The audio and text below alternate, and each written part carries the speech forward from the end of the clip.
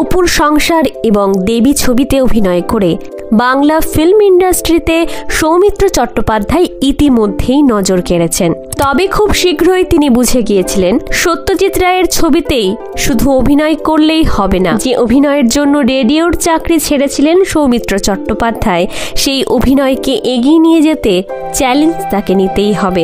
আর সেই চ্যালেঞ্জের সুযোগই করে দিলেন পরিচালক তপন সিনহা। ঝিন্দের বন্দি সৌমিত্র চট্টোপাধ্যায়ের 7 নম্বর ছবি।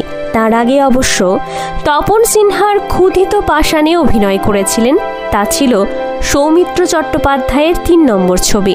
ঝিন্দের বন্দি ছবিতে খলনায়ক ময়ূরবাহনের চরিত্রের জন্যই তপন সিনহা কাস্ট করেন সৌমিত্র চট্টোপাধ্যায়কে।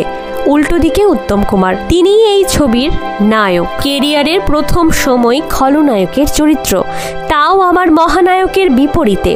এমন প্রশ্ন সৌমিত্র চট্টোপাধ্যায়ের মনে যে আসেনি তা নয়, তবে তিনি বুঝেছিলেন এটাই সুযোগ। উত্তম কুমারকে পর্দায় টেক্কা দিতে পারলেই অপুর ইমেজ ভাঙবে। উত্তম কুমারকে এড়িয়ে টলিউডের সুনজর পড়বে তাঁর দিকেও, আর সেই সুযোগেরই সঠিক ব্যবহার করলেন সৌমিত্র চট্টোপাধ্যায়। সৌমিত্র চট্টোপাধ্যায় ময়ূরবাহন চরিত্রের জন্য প্রাণপাত করে পরিশ্রম করলেন, কারণ তিনি জানতেন উত্তম কুমারের থেকে তাকে আলাদা হয়ে স্পটলাইট কাটতেই হবে।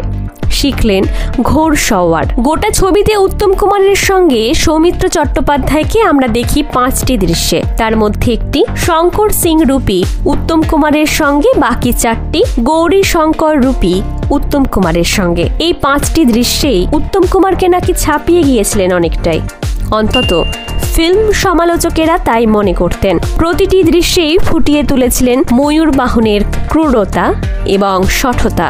বিশেষ করে উত্তম সৌমিত্রর প্রথম দৃশ্যে উচ্চকণ্ঠে ক্রূর হাসিতে উত্তম কুমারকে একেবারে কোণঠাসা করেছিলেন সৌমিত্র চট্টোপাধ্যায়। শোনা যায় এই হাসি নাকি চিত্রনাট্যে ছিলই না। শুটিং ফ্লোরেই ফাইনাল শুটে সবার সামনে সৌমিত্র চট্টোপাধ্যায় ঠিক করেন তিনি দৃশ্যটি এভাবে করবেন। চিত্রনাট্যের বাইরে গিয়ে সৌমিত্র চট্টোপাধ্যায়ের এমন করায় উত্তম কুমার নাকি বেশ অবাকই হয়েছিলেন। সৌমিত্র চট্টোপাধ্যায় নাকি এভাবেই মহানায়ককে অবাক করতেই চেয়েছিলেন।